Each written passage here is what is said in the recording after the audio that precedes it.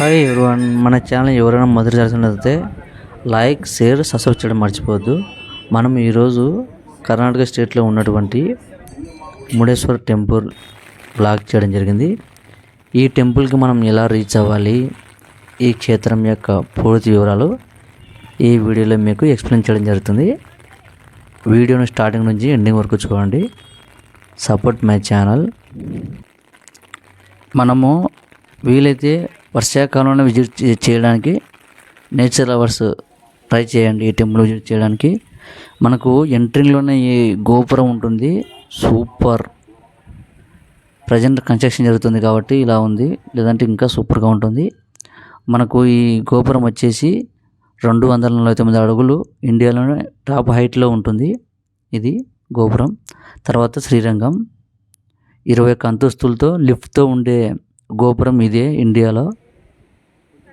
మనకు ఇక్కడ నుంచే మెయిన్ టెంపుల్కి వెళ్ళాలి.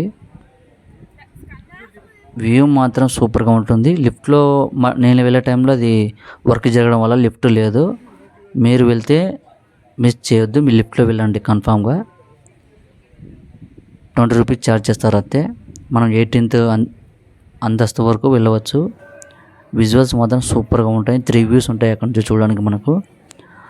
మనము ఇంకా వీడియోలోకి వెళ్తే ఈ క్షేత్రం యొక్క విశేషాలు తెలుసుకుందాం. ముడేశ్వర్ అనే పేరు ఈ క్షేత్రానికి ఎలా ఉంచిందో తెలుసుకుందాం. మనము ఈ ముడేశ్వర్ క్షేత్రం ఎలా ఏర్పడిందో వివరాల్లోకి వెళ్దాం. శివునికి పరమ భక్తుడైన రావణాసురుడు వాళ్ళ అమ్మతో పందెం వేసి శివుని దగ్గర నుంచి ఆత్మలింగం తీసుకువస్తా అని ఘోర తపస్సు చేస్తాడు. ఆ ఘోర తపస్సుకు సాక్షాత్తు శివుడు ప్రత్యక్షమై నీకు ఏం కావాలని కోరుకుంటాడు. అప్పుడు రావణాసురుడు నాకు ఆత్మలింగం కావాలని కోరుకుంటాడు. సరే అని ఆయనకు ఆత్మలింగాన్ని ఇస్తాడు. ఆ ఆత్మలింగం ఇచ్చే ముందు షరతు ఇస్తాడు ఒకటి. ఈ ఆత్మలింగాన్ని కింద పెడితే దానిలో ఉన్న శక్తులన్నీ నీకు రావు, తిరిగి నాకు వస్తాయని చెప్తాడు. అందుకు అంగీకరించి అతను లంకకు బయలుదేరుతాడు.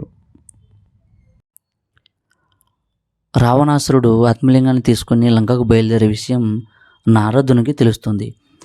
ఈ ఆత్మలింగం తీసుకుంటే రావణాసురుడు భూలోకాన్ని అల్లకొల్లం చేస్తాడని అతను గ్రహిస్తాడు. వెంటనే విష్ణువుకు, వినాయకునికి ఇలా జరగకూడదని విన్నవించుకుంటాడు.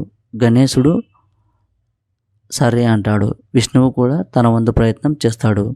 ఆ లింగాన్ని ఎలాగైనా అతని నుంచి వేరు చేయాలని చెప్తాడు. అందుకు వినాయకుడు సరే అంటాడు. రావణాసురుడు ప్రతిరోజు సాయంకాలం సమయంలో సంధ్యావందనం చేసే టైంలో ఆ ఆత్మలింగాన్ని రావణాసురుడి నుంచి వేరు చేస్తా అని చెప్తాడు. ఆ పథకం ప్రకారం రావణాసురునికి ఎదురవుతాడు. విష్ణువు కూడా తన వంతు సాయంగా సూర్యునికి అడ్డుగా తన చక్రాలను అడ్డు ఉంచుతాడు.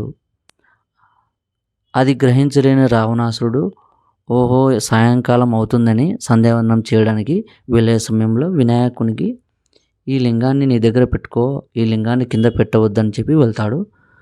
కానీ రావణాసురుడు సంధ్యావందనం చేసే టైం తిరిగి వచ్చేసరికి వినాయకుడు లింగాన్ని కింద పెట్టేస్తాడు.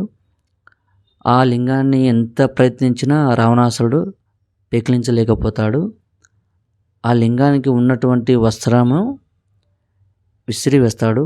ఆ వస్త్రమే ఇక్కడ విసిరిపడి ముడేశ్వరుగా ఏర్పడింది. అతను బాక్స్ ఓపెన్ చేసిన ప్రదేశం ఒక ప్రదేశం, ఇలా 5 శైవక్షేత్రాలు ఇక్కడే ఏర్పడినాయి. మనకి ఇక్కడ చూడవచ్చు వీడియోలో.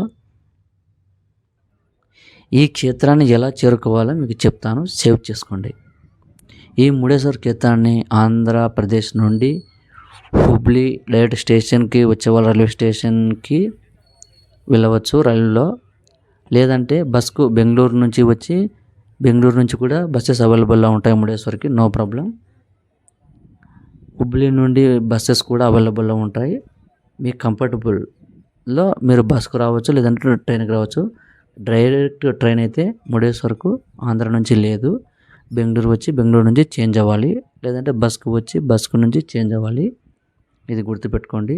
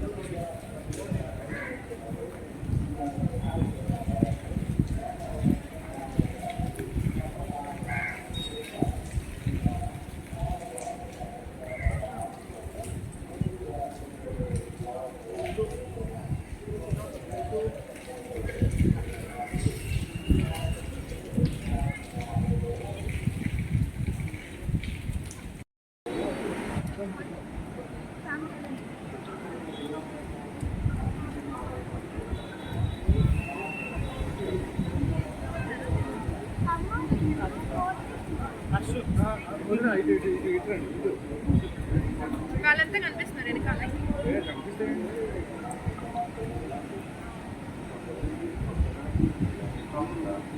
స్మైల్